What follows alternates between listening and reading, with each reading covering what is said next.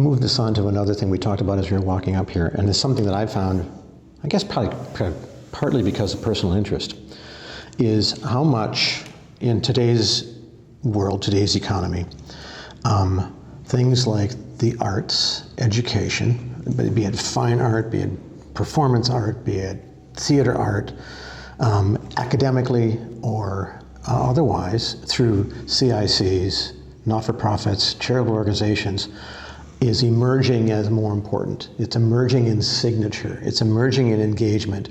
And whereas it used to be historically a Section 106 or a FOB or a gifted, it is now becoming more and more, I think, a critical signature entity in development. And one of the examples I would always hold out is if you look at how Hauser and Wirth have gone from a pair with Sotheby's or Christie's in the art world, and they're migrating way over into the entertainment world.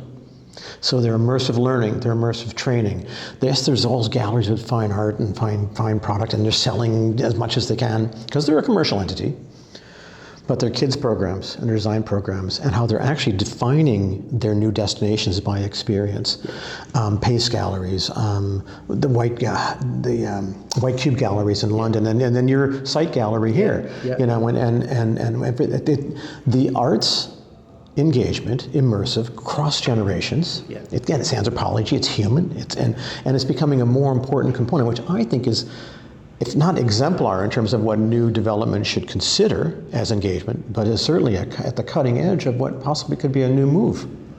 And again, and I think that's a really key point, and it comes back to my thoughts on that public-private partnership, because you know, whether it's a museum, a gallery, exhibition space, whatever, it usually has a negative sort of revenue implication to it. So where's the subsidy, where's the cross-subsidy, where's the public funding or whatever?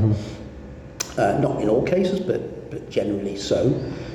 However, and I think that's what sort of tends to gets pushed to the side all the time. Oh, we can't afford to do that, we can't do this, we can't do that.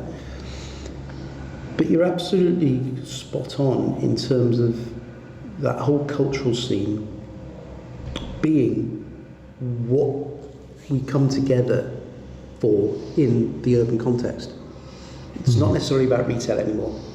No. It could well be about food, but the food also is part of our culture, part of our combined cultures from across the planet. How we've all come together in the UK and we experience different foods and we all enjoy that. And that's our coming together and we're meeting. And I think culture, sometimes I sort of see culture and heritage split. I actually see it all as culture. Culture is, you know, who we are, what we do, and how we celebrate. And how you express it. Exactly. You know, how you find yourself in it. And then proud of it. Yeah. Own it. I mean, getting back to owning it. Own the culture. Believe in it. We were talking about sort of, you know, the inequalities or social development and so on, and I think it can play a massive role in helping people find confidence, finding how they network with people, their own identity, how they express themselves.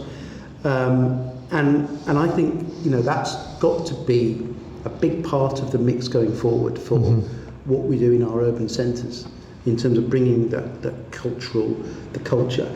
And I use that word broadly. It's the heritage, it's the arts, it's you know, it's the visual arts. It's real broad. It's the audible arts. It's all of that. But it's accessible, which is really important. Yeah.